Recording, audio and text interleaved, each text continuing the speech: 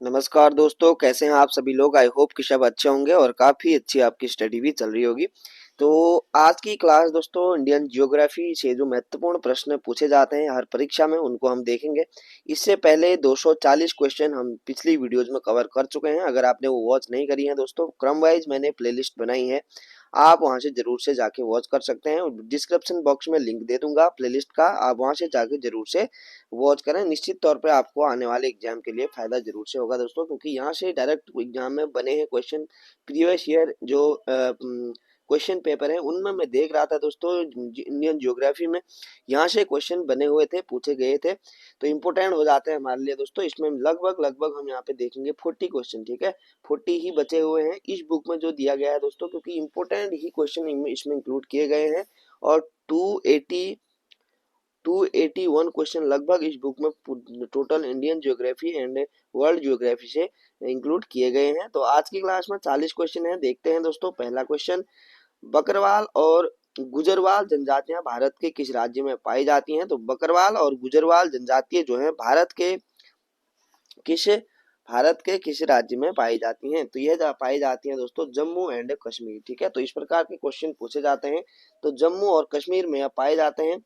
आगे देखेंगे, पर्यावरण के 3 घटकों में से किसे एक प्रमुख घटक के रूप में शामिल नहीं किया जाता है। तो किसको एक घटक के रूप में शामिल नहीं किया जाता है पूछ रहा है। तो यह इसमें होगा राइट आंसर भौतिक को, ठीक है। भौतिक इसका राइट आंसर होगा। अजैविक भी है, जैविक भी है और ऊर्जा संगठक भी यहाँ पे पर्यावरण के घटक हैं। भौतिक यहाँ पे नहीं होगा। आगे है दोस्तों, यहाँ पे पर्यावरण के जैविक एवं अजैविक तत्वों की परस्पर क्रियाशीलता से किसकी रचना होती है। तो पर्यावरण के जैविक एवं अजैविक तत्वों की परस्पर क्रियाशील से किसकी रचना होती है। तो इसका राइट आंसर होगा यहाँ पे पारिस्थितिकी तंत्र, ठीक है। किसका? पारिस्थितिकी तंत्र इसका राइट आंसर होगा। अगला क्वेश्चन देखते हैं, पारिस्थितिकी शब्द का प्रयोग सर्वप्रथम किसने किया था। तो पारिस्थितिकी जो शब्द है इसका सर्वप्रथम प्रयोग किया था यहाँ पे अर्नेस्ट हैकल ने। किसने किया था? अर्नेस्ट हैकल। आगे देखते हैं, पारिस्थितिकी तंत्र का प्रयोग सर्वप्रथम किस पर्यावरणविद ने किया था। तो पारिस्थितिकी तंत्र का प्रयोग सर्वप्रथम किया था यहाँ पे, इसका राइट आंसर होगा यहाँ पे टांसले, ठीक है। टांसले इसका बिल्कुल राइट आंसर होगा। आगे लोमड़ी एवं मेढक को किस श्रेणी के उपभोक्ता वर्ग में शामिल किया जाता है। तो किस श्रेणी के उपभोक्ता वर्ग में शामिल किया जाता है पूछ रहा है। तो इसका राइट आंसर होगा यहाँ पे द्वितीयक उपभोक्ता, ठीक है। कौन से? द्वितीयक उपभोक्ता। आगे देखेंगे, निम्नलिखित में से कौन एक अपघटक या मृत जीवी जीव है जो पोषण हेतु मृत कार्बनिक पदार्थ पर निर्भर रहते हैं। तो कौन सा यहाँ पे मृत जीवी जीव है पूछ रहा है। तो इसका राइट आंसर होगा यहाँ पे कवक। क्या होगा दोस्तों? कवक इसका बिल्कुल राइट होगा। आगे, किसी क्षेत्र में उपस्थित जीवों की विभिन्न प्रजातियों की संख्या क्या कहलाती है। तो उपस्थित किसी भी क्षेत्र में उपस्थित जीवों की विभिन्न प्रजातियां जो होती हैं उनकी संख्या यहाँ पे कहलाएगी दोस्तों जैव विविधता, ठीक है। तो अनेक यहाँ पे अगर जीव यहाँ पे उस क्षेत्र में होंगे तो वहाँ पे क्या होगी? जैव विविधता होगी। आगे है, वैसे क्षेत्र जहाँ जैव विविधता अधिक होती है एवं ह्रास होने का खतरा भी अधिक होता है, उन क्षेत्र को क्या कहा जाता है। तो उसको कहा जाता है यहाँ पे हॉट स्पॉट। क्या कहा जाता है? हॉट स्पॉट एरिया होता है। आगे देखेंगे, जैव विविधता के संबंध में हॉटस्पॉट शब्द का प्रयोग सर्वप्रथम किसने किया था। तो हॉटस्पॉट शब्द का जैव विविधता के लिए खास तौर पे पूछ रहा है। तो इसका राइट आंसर होगा यहाँ पे नॉर्मन मायर्स ने। किसने किया था? Norman Myers. आगे है, निम्नलिखित में से कौन सा एक कारण जैव विविधता ह्रास के लिए जिम्मेदार नहीं माना जाता है। तो कौन सा एक जिम्मेदार नहीं माना जाता है। तो जैव विविधता ह्रास के लिए जलवायु परिवर्तन बिल्कुल होगा, और स्थानांतरित कृषि भी होगा दोस्तों, और प्राकृतिक आपदाएं भी होगी नष्ट होने की कगार के लिए, ठीक है। तो कंटूर कृषि यहाँ पे नहीं होगी, कंटूर कृषि यहाँ पे कोई यहाँ से संबंधित नहीं है इससे। आगे है, जैव विविधता संरक्षण के संदर्भ में निम्नलिखित में से कौन एक स्वस्थानीय संरक्षण के अंतर्गत आता है। स्वस्थानीय संरक्षण के अंतर्गत कौन सा एक आता है। तो यह इसका राइट आंसर होगा यहाँ पे वन्य जीव अभ्यारण्य। क्या आएगा? वन्य जीव अभ्यारण्य। आगे है, जैव विविधता संरक्षण के संबंध में कौन एक पर स्थानीय संरक्षण उपाय के अंतर्गत आता है। तो जो जैव विविधता संरक्षण के संदर्भ में पूछ रहा है, ठीक है। तो इसका राइट आंसर होगा यहाँ पे दोस्तों हमारा वनस्पतिक उद्यान की स्थापना। क्या होगा? वनस्पति वनस्पति उद्यान की स्थापना। आगे है union for conservation of nature and natural resourcing. विश्व संरक्षण संघ का मुख्यालय कहाँ स्थित है? तो union for conservation of nature and natural resourcing दोस्तों जो है विश्व संरक्षण संघ, ठीक है, इसका मुख्यालय यहाँ पे है होगा ग्लैंड में। कहाँ है? ग्लैंड में इसका मुख्यालय है। अगला क्वेश्चन देखते हैं।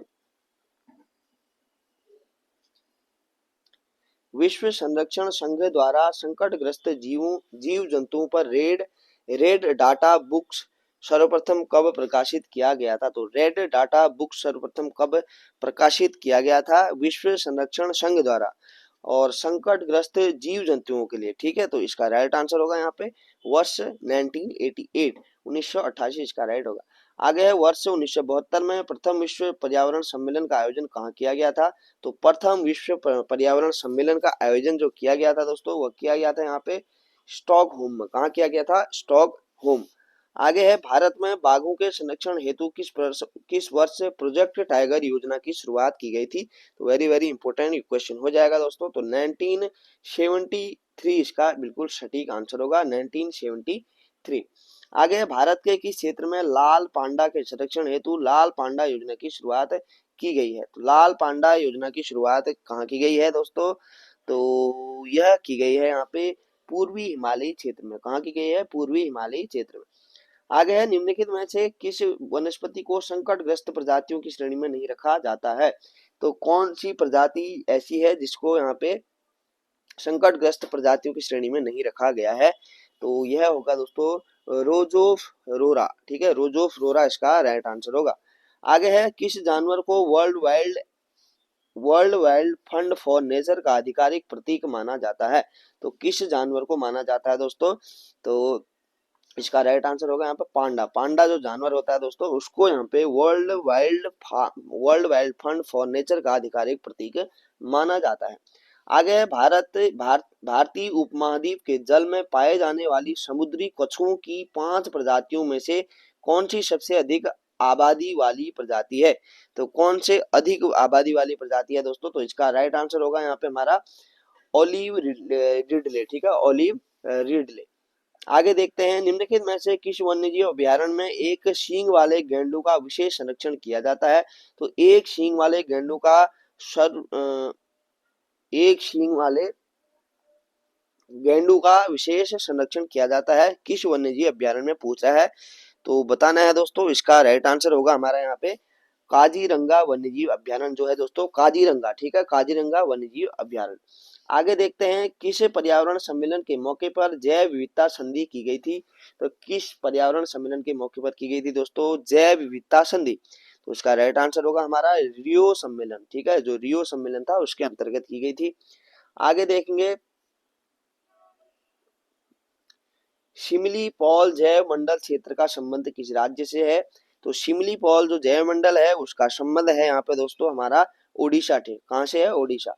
आगे वर्तमान समय में भारत में कुल कितने बाघ संरक्षण केंद्र स्थित हैं? तो वर्तमान में दोस्तों अभी तक यहाँ पे 50 यहाँ पे इसका राइट आंसर होगा। आगे है इंदिरा गांधी वन्यजीव अभ्यारण्य किस राज्य में स्थित है? तो इंदिरा गांधी जो वन्यजीव अभ्यारण्य है दोस्तों यह स्थित है तमिलनाडु में। कहाँ स्थित है? तमिलनाडु। आगे है नल सरोवर पक्षी उद्यान का संबंध निम्नलिखित में से किससे है? तो नल सरोवर पक्षी जो है उसका संबंध होगा यहाँ पे दोस्तों हमारा गुजरात, इसका राइट आंसर होगा गुजरात।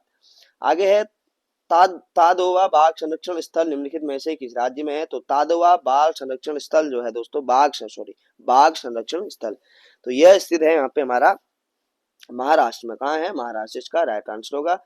आगे वर्तमान में किस राज्य में बाघों की संख्या सर्वाधिक है? तो वर्तमान में जो बाघों की संख्या है दोस्तों वह है यहाँ पे कर्नाटक में सर्वाधिक। कहाँ है? कर्नाटक में। आगे है किस पर्यावरणीय सम्मेलन के पश्चात विश्व पर्यावरण दिवस मनाने की घोषणा की गई थी? तो विश्व पर्यावरण दिवस मनाने की घोषणा की गई थी दोस्तों स्टॉकहोम सम्मेलन के बाद। आगे देखेंगे वर्ष 1987 का मॉन्ट्रियल समझौते का संबंध पर्यावरणीय संकट से संबंधित था। तो बताना है इसका राइट आंसर दोस्तों इसका होगा यहाँ पे ओजोन परत रिक्तीकरण के संबंधित है। ओजोन परत रिक्तीकरण। आगे है किस पर्यावरण सम्मेलन को पृथ्वी सम्मेलन भी कहा गया जिसमें सतत विकास, संसाधनों के संरक्षण व जल संकट पर व्यापक चर्चा हुई थी तथा एजेंडा 21 के मसौदे तैयार हुए थे।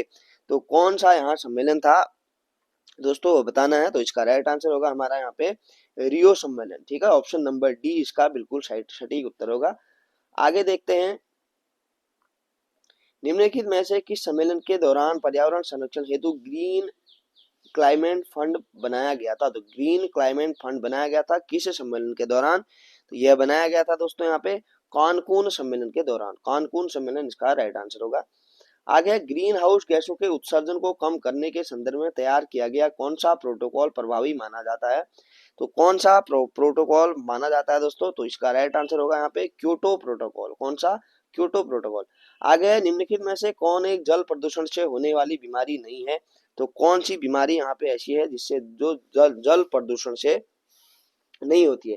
तो ब्लूबेली सिंड्रोम जो बीमारी है यह जल प्रदूषण से होती है। ठीक है, मिनी माता भी होती है और दस्त भी होती है दोस्तों। तो ब्रांकाइटिस जो बीमारी है, ब्रांकाइटिस, यह जल प्रदूषण से नहीं होती है। आगे मीठे जल में किस रसायन की मात्रा बढ़ने या घुल जाने से मिनी माता नामक बीमारी होती है। तो कौन सा यहाँ पे कौन सी बीमारी होगी दोस्तों। इसका राइट आंसर होगा यहाँ पे पारा। पारा इसका राइट होगा। आगे जल में घुला कौन सा रासायनिक पदार्थ ब्लैक फूड बीमारी के लिए जिम्मेदार माना जाता है। तो ब्लैक फूड बीमारी के लिए जिम्मेदार माना जाता है आर्सेनिक। ठीक है, आर्सेनिक। आगे उच्च रक्तचाप के लिए सबसे अधिक जिम्मेदार किसे माना जाता है। तो इसका राइट आंसर होगा ध्वनि प्रदूषण को। ठीक है, किसको माना जाता है दोस्तों, ध्वनि प्रदूषण इसका राइट होगा। आगे है निम्नलिखित में से किसे ग्रीन हाउस गैसों की श्रेणी में नहीं रखा जाता है। तो किसको यहाँ पे ग्रीन हाउस गैसों की श्रेणी में नहीं रखा जाता है। तो नाइट्रोजन इसका राइट आंसर होगा, नाइट्रोजन।